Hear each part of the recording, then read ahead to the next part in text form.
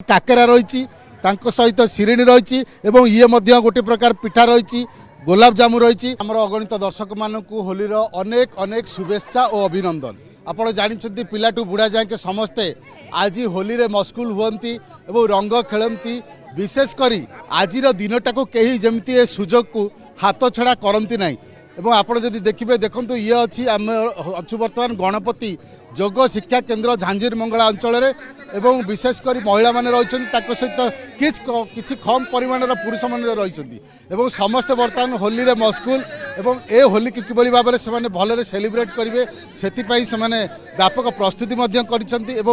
आज जेहेतु होली रही होलीर यही सुजोग को से हाथ छड़ा करूना परस्पर को रंग बोली अबीर लगाई बर्तमान से माने होली खेलुंट आम निश्चय भाव में किसी प्रतिक्रिया नवा। आपण आज होली पालुंट केमती देखुं आज दिन बहुत भल लगुच आज हूँ मेन उत्सव दिन गोटे बहुत पवित्र दिन आज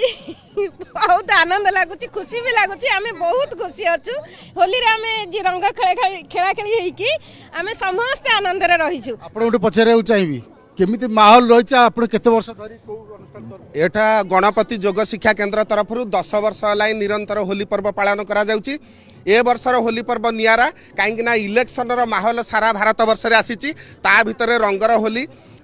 अनेक माने राजनीतिक दल मध्य लोक माने थेले मध्य होली जेहेतु एक पवित्र दिवस ताकू आमे प्राप्त वयस्क माने छोट पिला समस्त मिसिकरी आज होली टाकू एंजॉय करूछु। होली जय होली।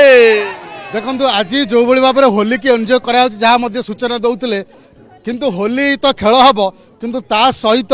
खाइबा पीवा जब न हम ताले निश्चित भाव में ये अधूरा रही। देखो सब प्रस्तुत गोटे पटे रंग प्रस्तुत होती कैमेरा पर्सन सुभाष को कहि से देखे सबु प्रकार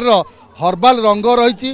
ता सहित देखो फल भी प्रस्तुत होती ये कमला अच्छी कदली अच्छी ता सहित अभड़ा जगन्नाथंकर अच्छी ता सहित ये खजूर अच्छी सेव अच्छी और सबुठ बड़ कथा हूँ होलीर केक गोटे प्रस्तुत कराई ता सहित आप देखिए ओडिया घर पिठा जहाँ कहुच्छी काकेरा रही सहित सिरिणी रही ये गोटे प्रकार पिठा रही गोलाप जामु रही सबुठ बड़ कथा हूँ कटकर प्रसिद्ध दहीबरा आलुदम जदि आज न खाइबे ताले होलीटा अधूरा रही। तो दहीबरा आलुदम देखो बर्तमान आलू दहीबरा प्रस्तुत होती भूर्संग पत्र ता सहित सुखिला लंका उपर पड़ी टेस्ट बढ़ापी ये देखो आलुदम डेक्ची आसी थुआ गलानी ता सहित धनिया पत्र ता सहित आप देखिए सेव रही तरबुज रही या पेट को ठंडा करने तो आप देखिए कटक रो जो परंपरा ये भाईचारार सहर कटक सहर में होलीर परंपरा ये बेस नियारा एवं एटी जो मैंने आसती से मैंने परस्पर को रंग लगाती निश्चित भाव में आम कहीपर ए पर्व कटक सहर में नियारा भाव में पालन करा जहाँ मुझे कहती होली रे रंग लगेबे ता सहित चटपटी खाद्य खाइबे जो भाव में वर्तमान आज कटक सहर में जो गली कंदी आप जी से गली कंदी बर्तमान उत्सवर माहौल कारण ये हूँ कटक भाईचारार सहर।